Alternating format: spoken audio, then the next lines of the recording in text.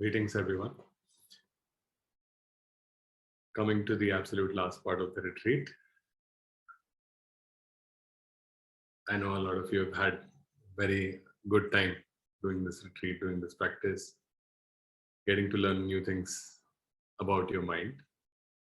So as we begin to wrap up, one of the things we did yesterday was all the different pieces that we discussed through the retreat. We understood how they come together as part of the framework that the Buddha gave for self-awareness and for developing mental skills and using it to improve their life. Already in conversations with all of you, I've been hearing examples of how you've been experiencing changes in your daily life, and that's coming from either the balance and calm that your practice is giving you, or a heightened sensitivity to craving, right? When your mind becomes a thought, when your mind starts getting personal about something, when your mind is in a reactive mode, it allows the external world to dictate how you should be. So a lot of you have talked about that, and a lot of you have also talked about understanding the compulsive behavior of other people, having that compassion, understand that in your own, learn from your own historic ignorance, right? How by being compulsive, by being reactive, you may have done things which may not have been best for everyone in that situation, and you've been able to see how other people may be falling down the same trap. So I've been very happy to see that. I think this group has made a lot of progress and learned to reflect a lot, actually started taking an understanding. Like I've mentioned right from the beginning,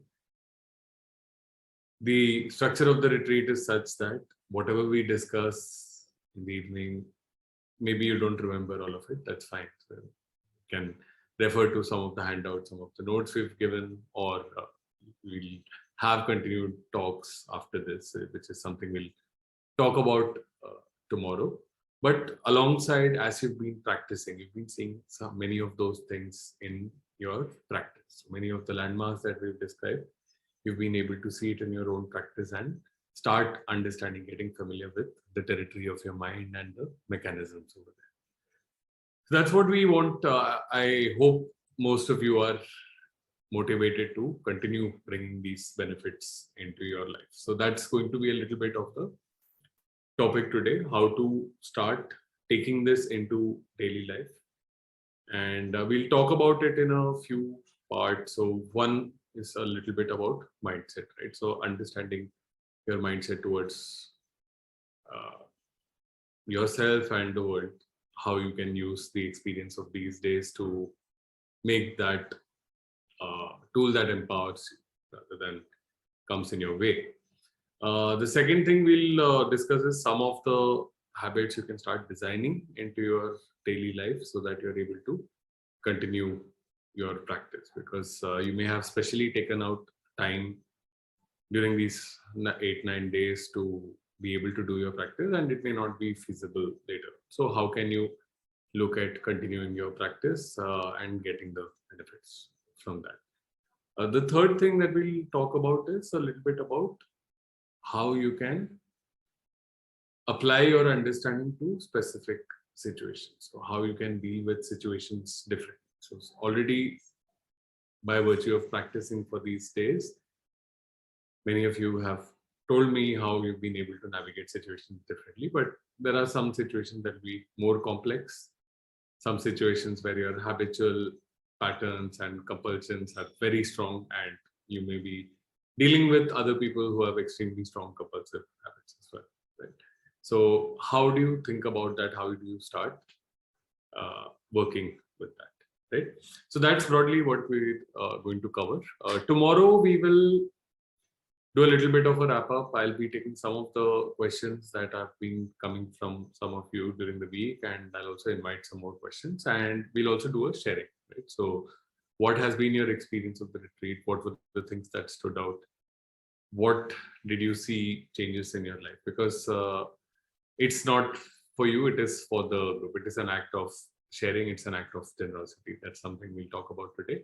because what happens is insights that you have may actually help someone else with making changes in their lives. Okay, so that's broadly what we're going to cover today. Okay,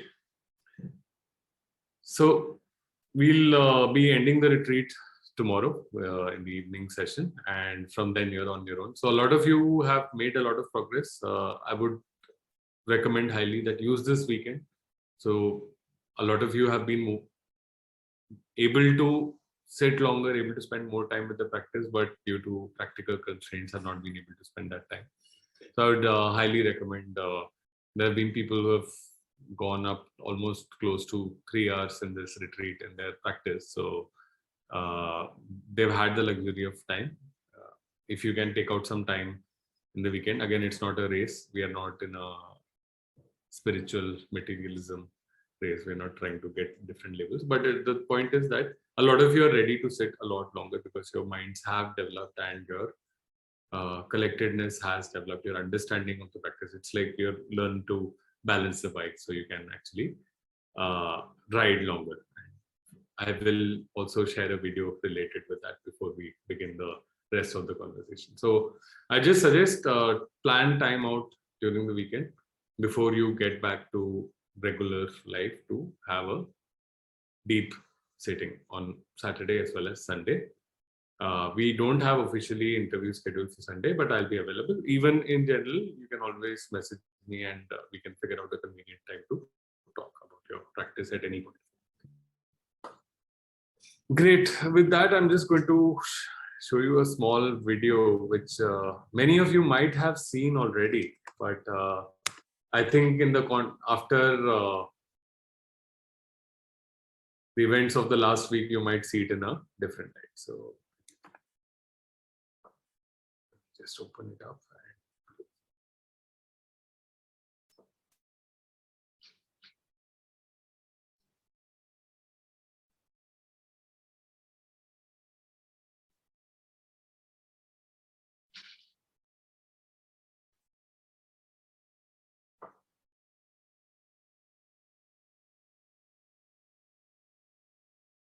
Okay, can you see my screen?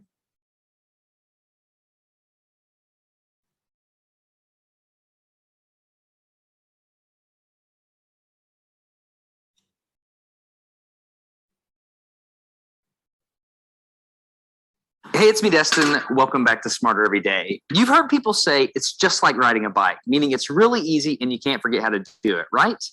But I did something. I did something that damaged my mind. It happened on the streets of Amsterdam, and I got really scared, honestly. I can't ride a bike like you can anymore. Before I show you the video of what happened, I need to tell you the backstory. Like many 6-year-olds with a MacGyver mullet, I learned how to ride a bike when I was really young.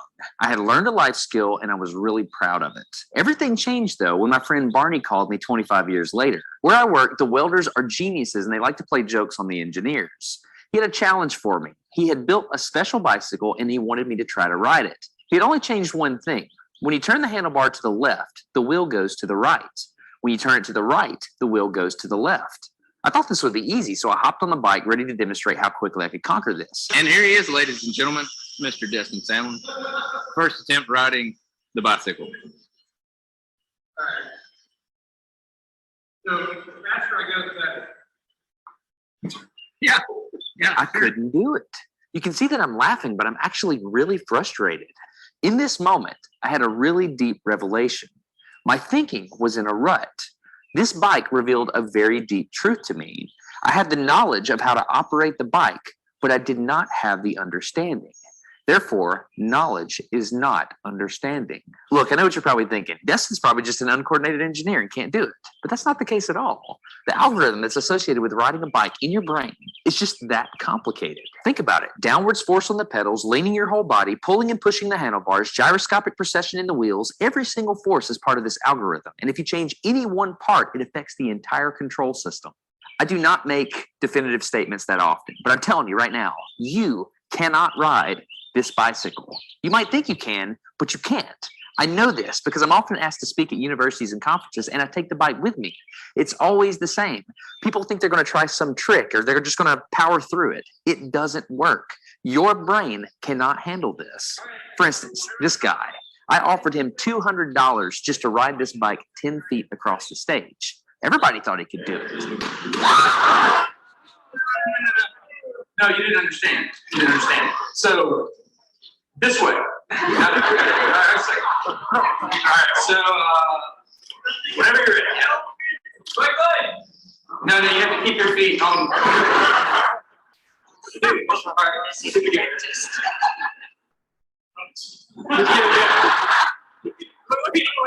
like you gotta start rolling at least. Go. Okay. Keep your feet on the pedal. Go.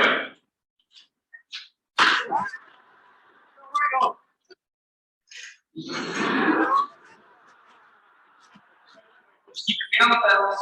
Yeah, come on.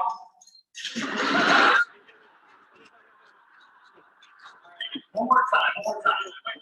Once you have a rigid way of thinking in your head, sometimes you cannot change that, even if you want to.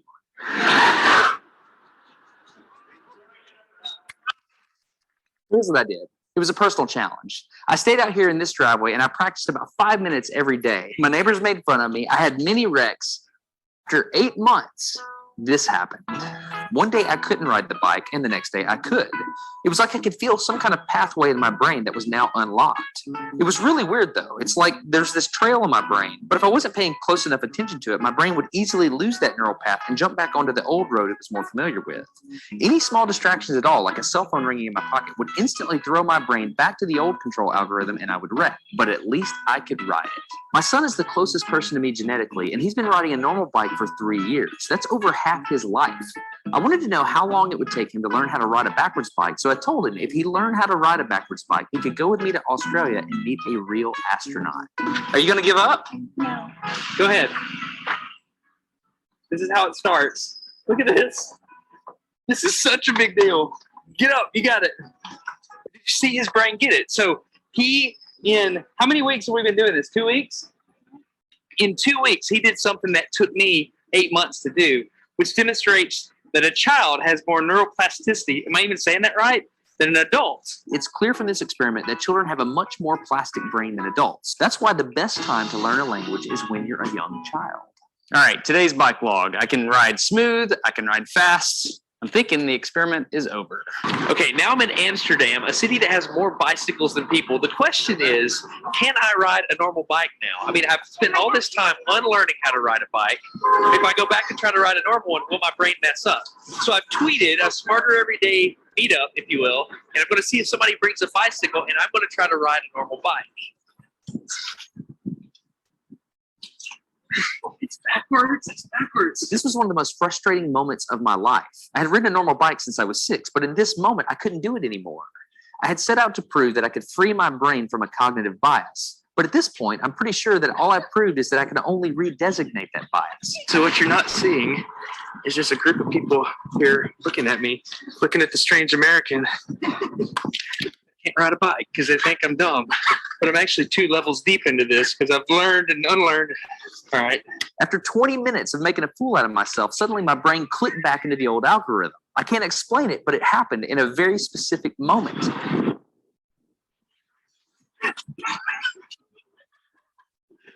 Got it. I'm back. Oh, click. Hold it, click. I got it. Okay, there it is. There was the moment. Okay, I can ride a bike. I tried to explain this to the people around me, and they just didn't get it. They thought I was faking the previous 20 minutes, and I couldn't get anybody to believe me. That looked like I faked that, didn't it? Yeah. Just a face. You think I'm faking. You don't prove it. This is so weird. You were like, You think I'm lying, don't you? yeah, I'm not lying. I felt like the only person on the planet who had ever unlearned how to ride a bike, and I couldn't articulate it to anyone because everybody just knew that you can't forget how to ride a bike. So I learned 3 things from this experiment. I learned that welders are often smarter than engineers. I learned that knowledge does not equal understanding. And I learned that truth is truth, no matter what I think about it. So be very careful how you interpret things because you're looking at the world with a bias, whether you think you are or not. I'm Destin. I'm getting smarter every day. Have a good one. Okay, if you want to support Smarter Every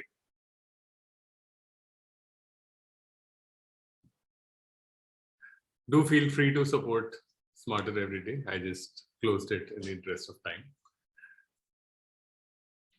Okay, so some food for thought, right? From what we've been learning this week. I just want to briefly touch on the subject, one of the things that he mentioned about neuroplasticity. Right? So our mind tries to make the least effort possible to navigate the world. Right? If it takes every situation and starts interpreting it from first principles. So we would not even know how to walk, because even when we walk, our mind has learned through a lot of this kind of experimentation as a child how to balance our body, how to walk at different paces, how to walk across different kind of surfaces, how to walk across changes in levels. So these are very deeply embedded pathways within us, and changing them is not easy. It takes time. And the same thing, and the mind continues to learn. So whatever the environment requires of us, our mind creates and deepens pathways for it. So as a child, the mind is plastic because it creates a lot of pathways. So think about a city that has roads connecting every building to every building, right? Over time, what happens depending on your environment, right? So if you are growing up in a rural community, you might have a different set of responsibilities. If you are growing up in a multilingual family, you may be exposed to multiple languages. If you are growing in a very artistic family, you may be exposed to art. Or if you're growing up in a family that believes a lot in reading, we might be exposed to a lot of books and ideas from books, etc. So what happens is the entire spread of every building being connected to every building, that starts getting pared down, right? So you start getting different neural pathways based on what you learn. And that is why we are able to, humans as a collective are able to specialize in any skill. Literally, the range of skills, that things that humans can do, you know, from an astronaut to a potter to an artist to a writer to a athlete to a gymnast, right? So there are so many things we can do because we have the ability to have different pathways that can be developed, and the pathways that we use keep getting strengthened. So when I say strengthened, it's like a very smooth highway. So over time, you figure out that you don't need to go from building A to building F maybe as often. So that pathway, so there is no, the mind doesn't invest in strengthening or maintaining that pathway, and it just goes away after a while. And some pathways become stronger and stronger. So things like walking, things like eating, things like multiple things that you do regularly. And for people who are exposed to certain environments, speaking in a certain language or a certain education, thinking about a certain kind of area of expertise, so those pathways get strengthened. So what we feed becomes stronger, right? So that keeps happening in our mind, and we develop pathways. And what these pathways, these are like highways, right? So they are very well maintained, and it is much faster to move through them. It's much more efficient to move through them as opposed to taking the winding road. So these habits become automatic for us. When I talked about the compulsive slide many times this week, right? So that is what is the compulsive slide, because it's very easy for our mind to just go down the slide. It doesn't need to solve any problem from first principles. It doesn't need to think like, what happens if I behave differently, for instance, right? So, and it is good enough if we have survived doing certain behavior, then we will do that behavior. Even if it causes pain in that moment, causes pain later, we don't really care. So if I have to react and shout at something, whether or not it spoils my mood, spoils other people's mood, spoils the relationship, doesn't actually achieve anything, because that highway is so nicely maintained, and it is nicely lubricated, etc. So your mind just goes down that slide, and it takes effort to create new pathways in it. It's easier when you're a child, and it is possible, very possible, as Destin demonstrated, as you are also seeing in your behavior, right? So it's very possible to make those changes as an adult. And that is what we eventually want to do. So when we talk about that, so your conditioning, your sanskar is partly, so it is, you can think of it as reflected in multiple things like gene expression, DNA, everything. But in the part of sanskar that's to do with your experience of life, that is affecting all these things. What you find painful, what you crave, your attention gets personally attached to, what you do, how do you interpret that situation, how do you react to that situation. So all these things are very nicely paved and maintained highways in your mind, and these can be changed. So as we continue to take alternate pathways, we start building that new network of roads, which is less painful and less it's wholesome for us, it's wholesome for us. So there are other options, there are other choices. Whenever we think there is no choice, it is just because it is much more expensive to take a different route than to just go down that old highway. And in general, the brain is the most energy consuming, highest energy intensive part of our body, right? And this habit formation is part of evolution, right? So if we end up using the most, so if you have a certain quota for electricity, and it can only, like, if you have an inverter that supports your AC, right, and you just run your AC at all the ACs in your house at full blast, right, you're going to run out of power soon, right? And if you don't have electricity coming in, that's the end of your electricity. So the mind looks at that as an energy budget, right? I can get only so much food in a day. Today we can be extremely overfed, extremely over energy supplied, but our minds are still, our evolutionary wiring is still from a time when it was not so easy to find food or get nutrition. So it was very important to conserve energy, and as a result, the mind creates these habits, right? And it's also about bandwidth, right? So at some point, if you are also trying to think and also trying to figure out how to walk from first principles, it's going to be difficult. So habits are very useful. We need to understand where they are useful, where they're actually working for us, and where they're against us. And the great way to understand that is take a step back, right? Take a step back, take the personalization, take the I out of the equation, and see what are the consequences of whatever habit we indulge. Is it good for us? Is it good for other people? Is it the most wholesome thing that can be done? So I had mentioned this earlier in the week. The Buddha had a very nice two things. Like one, we talk in the morning Dhammapad verses, which I hope all of you are using, because it just puts the mind in a good place. And one of those statements is, in the essential we see the essential, and in the unessential we see the unessential. So one thing we can do is start identifying what is unessential. The other thing that the Buddha says, which is very useful, is to just a very nice 2x2 matrix, try to look at things that you do in your life and see what is pleasant now and pleasant later, right? So practicing your meditation is pleasant now, and it is, especially this practice, right, with the Metta and Brahma Viharas as a base, it is pleasant now, it is pleasant in the future, it is leading to better outcomes in the day as well, right? For some people who have already, created that affinity, that habit with, say, exercise or running, it is pleasant now and it is pleasant later, because a lot of people get runner's high when they run and they feel good about it, right? Pleasant now, pleasant later. There can be things that are painful now, but pleasant later. So if you do not have that natural affinity, for example, doing your exercise, or if you find yourself being a little like, okay, should I meditate or should I just, watch television? It's like easy, it's that well-paved highway that I can go down, right? And at that time, it might actually be painful. So for each of you, it will vary. Like making that jump, getting down to sit, you'll probably enjoy it after that, but getting down to sit might be painful then and pleasant later, right? Or, doing your taxes in time or whatever it is, right? So those could be things that are painful now, pleasant later. Then there are things that are pleasant now and painful later.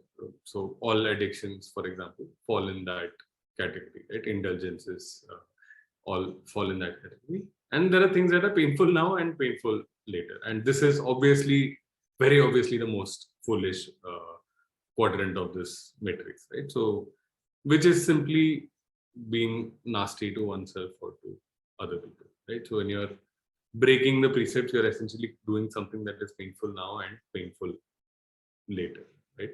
So most of the time, so like lying, harming someone, it is painful now and it is painful later. Because when you lie, when you slander, you create unwholesome states within you, even as you are doing it. So that is one way to start understanding what to do.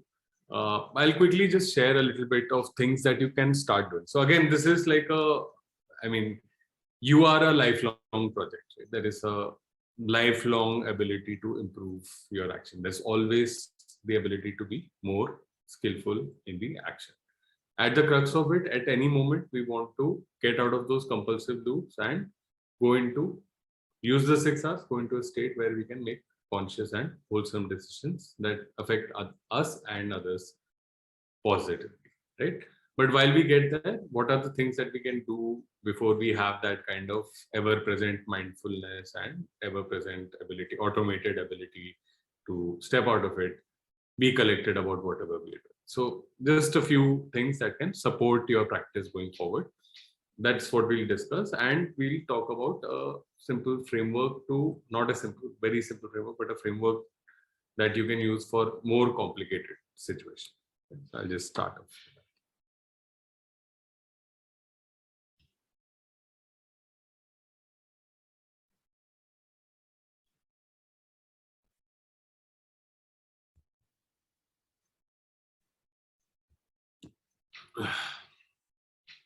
Okay. So one of the things the Buddha says, right, to support your practice is the pillars or foundations for supporting your practice is having a generous mind, a mind based in the Brahma. So actions that you perform are based out of loving kindness, compassion, joy, and equanimity, right? Doing that, what happens when we do that? What happens when we do that is as soon as craving takes over. So the worst habits. So there are habits, like I said, even walking is a habit, or taking a shower is a habit, driving is a habit. We don't pay as much attention to it as we do when we learn that skill, right? So those are habits that are not necessarily compulsive. They are not necessarily driven by craving. They're not necessarily driven by conflict with what is happening in the world, right? So what generosity does is it creates a home base in your mind. It changes the baseline of your mind so that you are able to detect those compulsive tendencies coming. So getting irritated, riled up when you hear a certain news, you hear a certain person say something on television or in your workplace or at your home. Those are things that are compulsive, or you want to give into laziness, or you are completely taken over by restlessness. So those are things that are driven with craving. So generosity, not just being in the Brahma Vihara, so even giving a smile is an act of generosity. But you can also do other things. You can start incorporating into your life other things that can be generous, like simply like making tea for people in the house, or there are multiple things, I'm sure. So everybody in their life context, they'll be able to identify a few. So one of the first things you can do is identify and intentionally, actively start introducing more generosity into your life. Small things that you can do, start making it a practice, you can continue building it. While this is getting you good brownie points with people around you, what it is also doing is it is making your mind much more sensitive to the actual acts of self-destructive behavior that you might be doing. And you don't realize that. So not all compulsive behaviors are unpleasant, right? So there are compulsive behaviors that are extremely pleasant. But you still have when the fundamental difference between this craving-driven behavior is it is always inwardly directed, in the sense that what is it in it for me? I like it, I don't like it. I want it, I don't want it. So that is the thought process. And generosity is always outwardly directed, in the sense that how can I help in this situation? How can I, so you're actually thinking about other people and their needs when you're in a generous mode. So this helps bring a contrast and starts highlighting in our mind when we get into those behaviors. And we have to use the same thing that we use in the practice, that if we have recognized, so if we haven't recognized, that's fine. I mean, it will happen, right? It's a skill that we have learned for a long time to be compulsive. Unlearning it will take time. You might have moments of unlearning it. That is great to begin with, right? So just like in the practice, when something comes up, we don't chase after it. We don't fight it. We don't complain that it has come up. We don't judge ourselves that this thought has come up. And we don't say that, okay, now is the time to indulge. We simply, when we recognize it, we use the 6 R's. So same thing we do in daily life. Whenever we find a situation, first use the 6 R's, because when you use that, you will always take better decisions and better actions in the situation. Maybe sometimes you won't be able to think of something else. It is something to be reflected on, and maybe you can figure out something better in the future. It won't always come, right? Because again, you as well as other people around you are all treading very, very familiar, very well greased paths, right? So it may not happen, but even taking that pause will sharpen that habit, will create in your mind a curiosity to look for better strategies for that situation, better actions in that situation. So generosity is very important. The other pillar so dana is the first pillar that the Buddha talked about. The second pillar is shila, or precepts, right? Maintaining your precepts. Every time you break your precept, so precept is just like a shortcut, right? So instead of being mindful at every moment and using the 6 hours in every moment, the precepts essentially tell you what are the points where your compulsive behavior really peaks, right? When you're lying, when you're harming someone, when you're indulging in harsh speech, when you're taking what is not given. So your craving is extremely high. Your mind knows that this is wrong, but you go ahead, you give into your compulsion, you give into your habitual tendencies, and you still do it. So what happens when we use the precepts in the morning and when we reflect on our actions, is that it just reinforces in our mind, right? This is something to watch out for, because these are like the steepest slopes of compulsive action, right? You will just slide down if that is the way you are. So taking the precepts in the morning just reminds you to be more mindful of this, right? One of the precepts that some of you may find a challenge with is, so it's important to see how we look at the precept, right? So the precepts are not a judgment of, they are not a judgment of you, right? So they are good practices. Sometimes you will slip, right? And sometimes you may have, like, for example, a lot of people tell me about, intoxication, that what's wrong with the glass of wine. This is how my current circle around enjoys, so I cannot just, excluding myself is not something I want to do, right? Or something that I think is good for me. So my only suggestion would be, at least be mindful about it and see how it affects you. And that over time, you may want to revisit your decision. Again, you are a constantly changing entity. So over time, you may want to revisit it. There's always an option to do things in moderation, right? So just keep that in mind. The precepts, again, help you to be mindful about what's happening. And if you slip up on any of the precepts, again, don't think of it as a sin. Think of it as a learning opportunity, right? And especially with intoxication, if you plan to partake, don't take the precept and then break it, because then it's just teaching your mind that precepts are not something that is important, right? So just be mindful about it. Take it seriously. When you do it with a bit of intention. If you slip up, forgive yourself. If you intend to break something, just and I would just suggest, like, at the most for the intoxicating part is something. I think culturally it's now become more prevalent, and the idea is not to be restrictive, but the idea is to support your growth, right? And the third part, mental development. Mental development is basically your sitting meditation, your active meditation, and your understanding, right? So understanding can be developed by looking at your mind. You can also independently share some more talks that I do from time to time. We'll have some meetups and talk sessions as well that we'll talk about tomorrow. And there will be, we'll give you some like books to read, etc. as well. I'll recommend some good books to be read. But some part of understanding, getting deeper into the knowledge, and actually, most importantly, the active practice that you do, which helps you to understand things better. How can you do this? So again, like I mentioned, it's quite likely that many of you will not have as much time allocated for practice. I know many of you are motivated to now allocate time for your practice, so please go ahead and do that. If you're not able to, try to get at least 1 30-minute sitting in every day. Put it in your routine. If it is unavoidable to miss it, that's a different thing.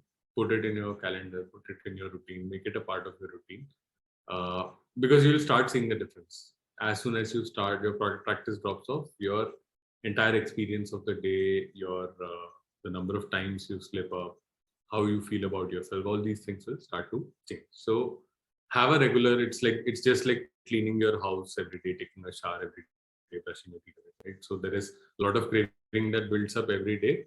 You can continue to allow it to build up and you can regress, right? So nobody's going to stop. You are the only person who has to take responsibility for that, right? So nobody's going to stop you. They've been the world has learned to live with you no matter how you, right? So it's up to you whether you see this important to get regular.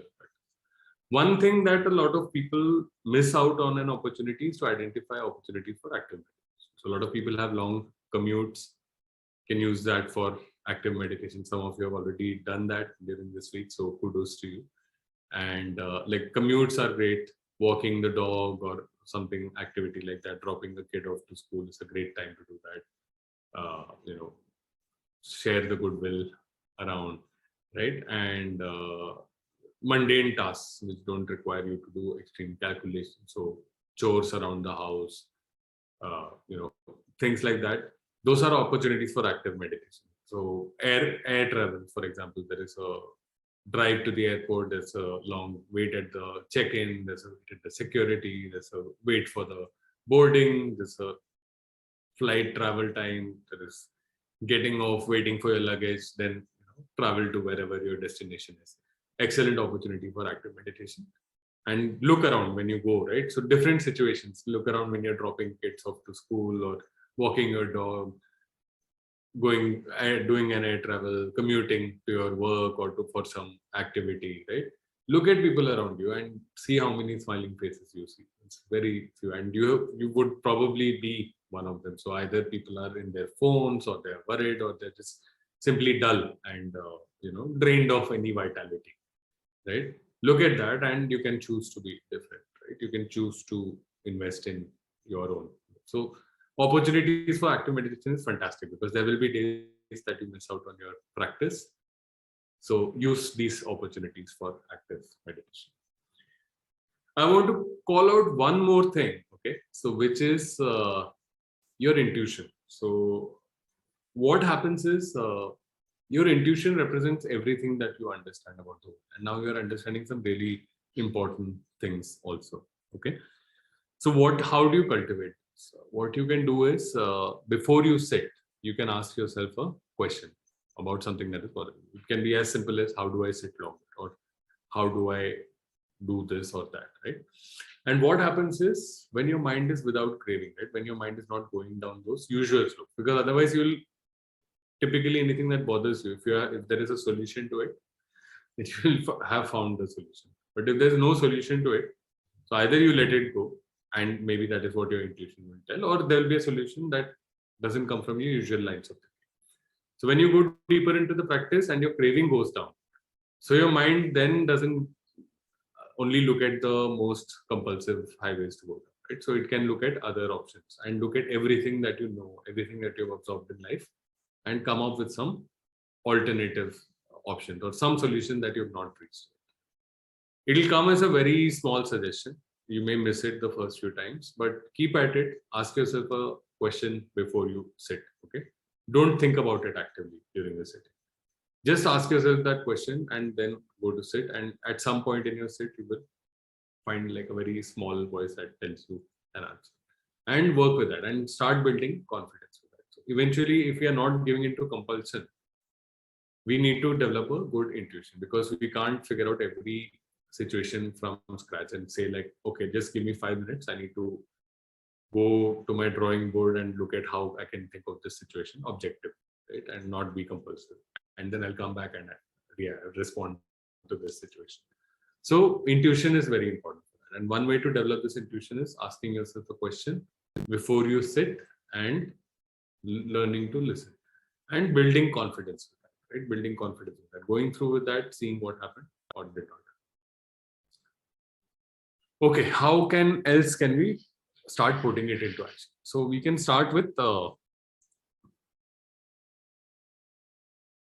small wins. So maybe something that you identify in the 2x2, right? So that leads to painful results, right? Or something you want to include in it. So if you want to drop or adopt a habit.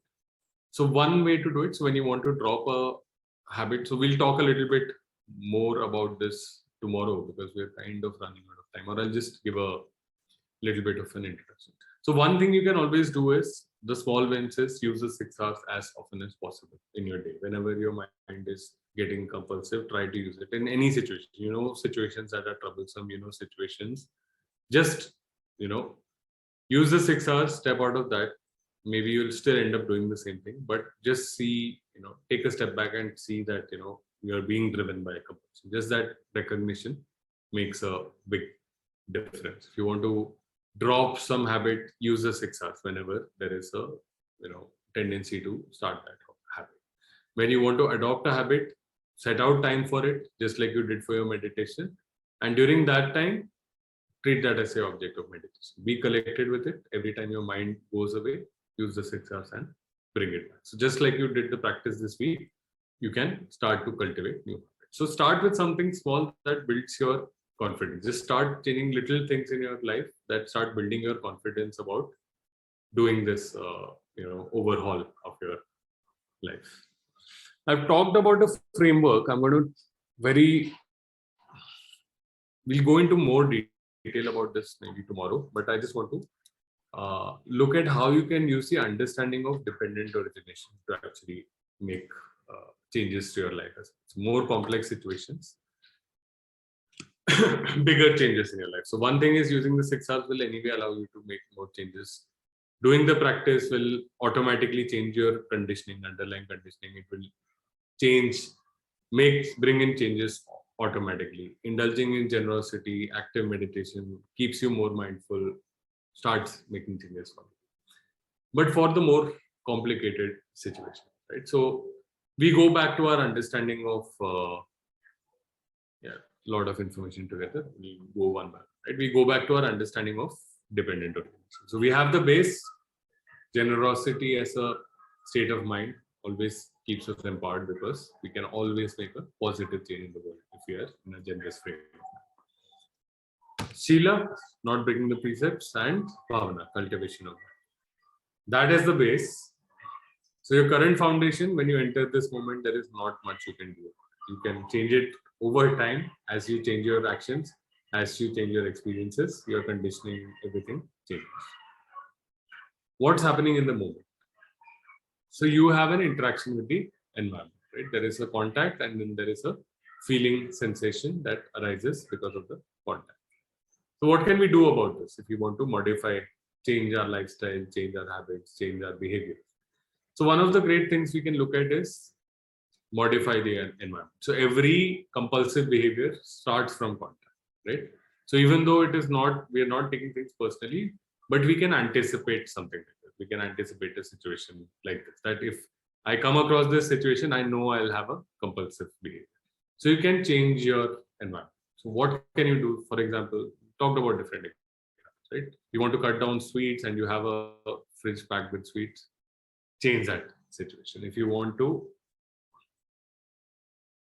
get out of a job that makes you behave, that where, for example, you're actually instructed to be deceitful, speak mistruth, right? So at that, maybe it is time to leave that kind of a job or other environment, right? So those are things we have to understand. Compulsive behaviors have contact as a condition, contact and feeling as a condition. You can also see when you have a strong, extremely strong, unpleasant or pleasant feeling, you can observe it and understand that you have craving related to this particular situation. You have an intense dislike. You can reflect on why you have that. You can let go of the craving associated with that.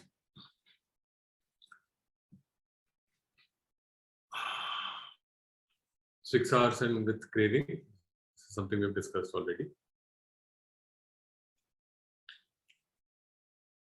The other very important thing to look at is how we interpret the world, right? So how do I interpret the situation? How does that make me feel, right?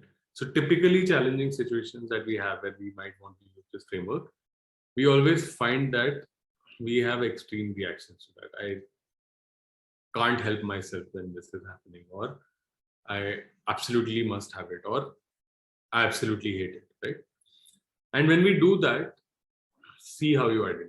Right? So you become somebody that is dependent on the world for your happiness in that moment.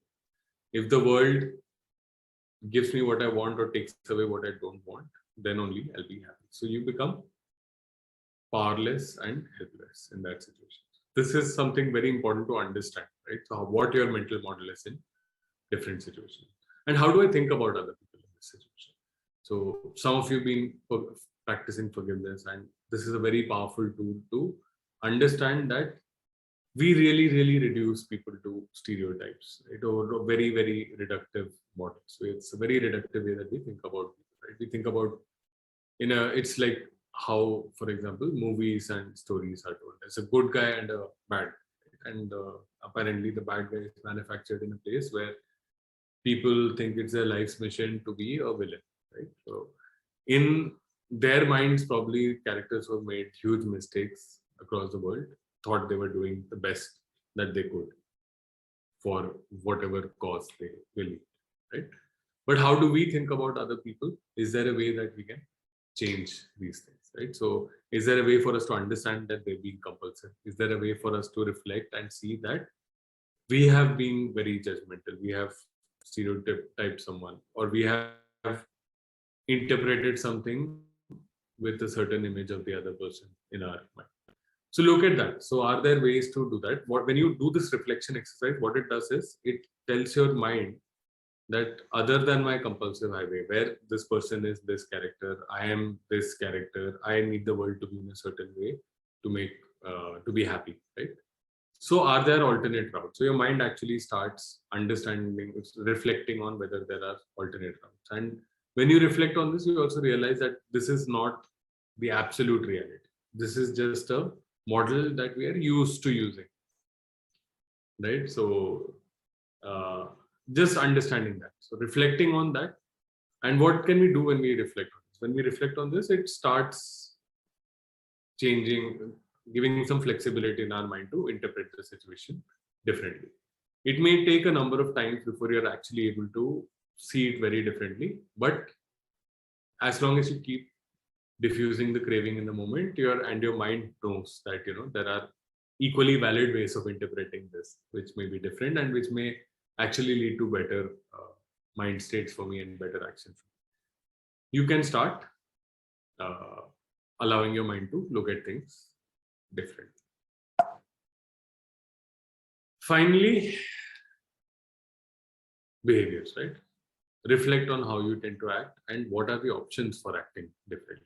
Just this awareness can make you do something different next time. So you realize that you always act in a certain way in a situation, then just the awareness, just the reflection of this, along with reducing your craving, can help you to act differently. And it also helps to anticipate what could be the things that I can do differently. Right? If you have some strategies in mind, if your intuition is not already very strong, you can use those strategies to deal with the situation. So, for example, if you take your dog out on a walk and you have a neighbor that regularly shouts, and you figure out if there is a different thing you can act, different way you can act, can you maybe avoid that route? Can you maybe, and that is literally working at the level of contact and feeling. Or if you go there, can you just maybe go the other side of the road? Or maybe you can have a conversation there with them when your dog is not around, so you can actually figure out what is actually bothering, right? So look at what your actions can be, how your actions can be different in a situation. And finally, what's important is also to understand the consequences. So what happens when we go compulsively, right? So we completely stop thinking about, we only think about what we want and what we were wanting when we did that action. We may regret that action even a few moments after actually performing that action. So understanding the consequences and understanding the consequences of different. So all these are reflection exercises. You can look at that, use this understanding of dependent origination.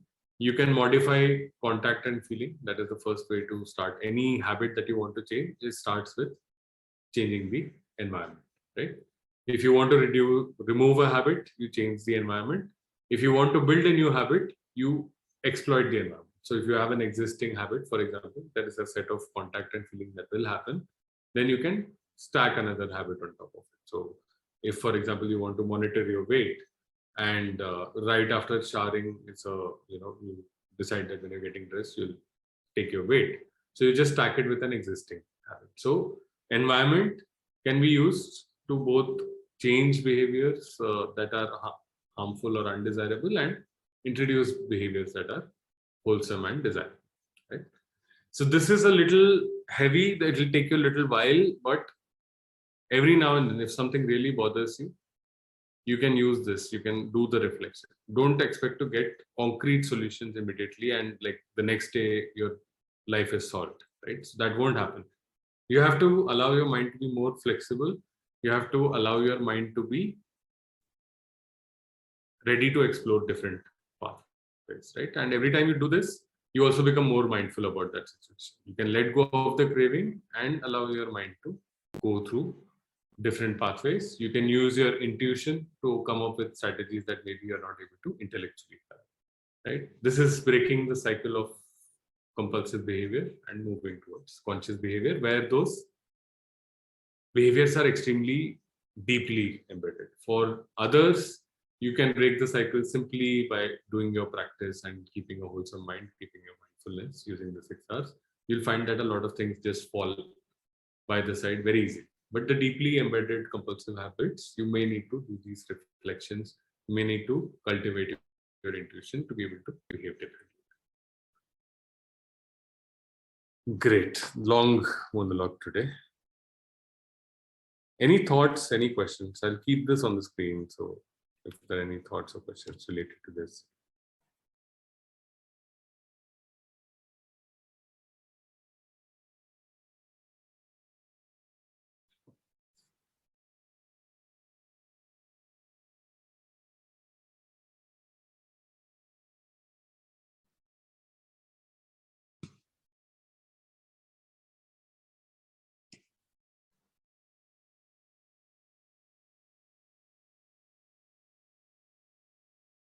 Okay, just taking a step back. See, again, this is for something that something that maybe you don't need to do tomorrow.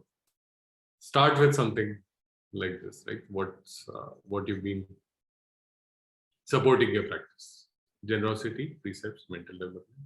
Get in one sitting, identify opportunities for active meditation. And I'm sharing that framework for you to use as you continue to do this, or if you face something that is very challenging and needs immediate change. Otherwise, it's completely possible to start just changing your conditioning, just changing your base state into a wholesome state, learning to be more mindful, learning to use harmonious practice, learning to be collected with something that you intend to do, right? And start with that, start with getting this small wins, start with small habit and behavioral changes, and then move to those frameworks for the more challenging situations. The idea is for you to be able to diagnose and make changes to your own life now that you actually understand how your mental mechanisms work. Okay, I'll just wait another minute if anybody has any thoughts or questions, and then else we'll share.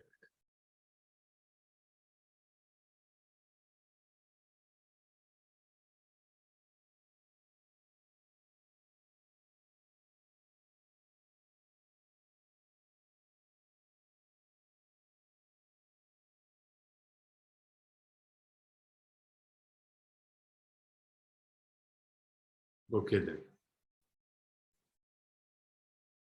May suffering ones be suffering free, and the fear-struck fearless be. May the grieving shed all grief, and may all beings find relief. May all beings share this merit that we have thus acquired for the acquisition of all kinds of happiness. May enlightened beings of mighty power share in this merit of ours. May they long protect the Buddha's dispensation. So that's the end of the talk. I just want to make one comment. So we'll share tomorrow we'll do some sharing, right? So like I mentioned, it's great to share your experience because it may trigger off useful thought process in other people. Okay, so we'll share a bunch of questions with you either tonight or in the morning. Would like you to reflect. So broadly about your experience of the retreat, what stood out for you, what and any changes you experienced in daily life, and where do you see this being most helpful to you going forward, or where do you want to apply this, or how do you intend to continue? So just thoughts around that, and would request all of you to share. So we'll spend some time with sharing tomorrow. Okay. Have a great evening or lovely rest of the day, depending on where you are. Thank you, everyone.